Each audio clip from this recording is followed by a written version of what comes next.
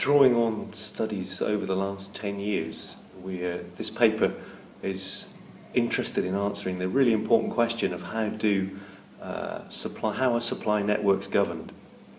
Particularly, we're interested in seeing how governance instruments secure particular outcomes in different contexts.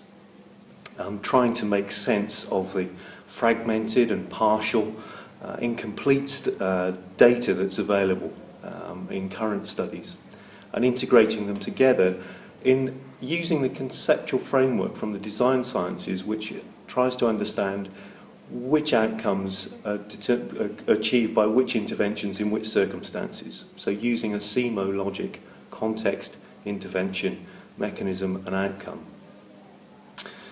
In using that framework, we split our studies, our question into two. First, looking at which instruments are used in which contexts, and then which outcomes arise from the use of those instruments. And we find two broad areas of findings. First, on the one hand, formal instruments are used in dynamic or unstable circumstances, which might be defined as risky or uncertain or unpredictable. And these lead to performance outcomes and outcomes of improved governance, of improved coordination, control and viability. On the other hand, informal instruments are used when there is an existing relationship between actors, and these lead to performance and control and viability outcomes. But the paper does more than that. It goes on to explore the mechanisms by which these outcomes are achieved. And in individual studies, draw the line at either transaction cost economics explanations or noting the social embedded nature of these studies, draw on a network perspective or social capital or social exchange as explanations.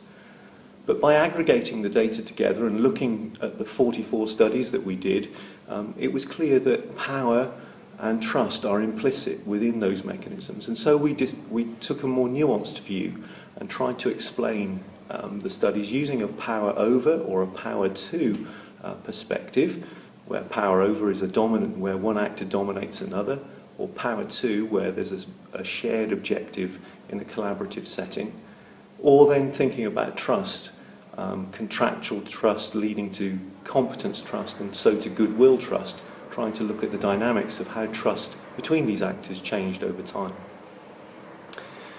Using the conceptual framework that we developed, we then explored how it may be applied and how these explanations of power and trust may be applied in two particular cases. One, the production of high-quality soccer balls in Pakistan, and the other, the production and delivery export of pineapples from Ghana to Europe in a vertically integrated supply chain.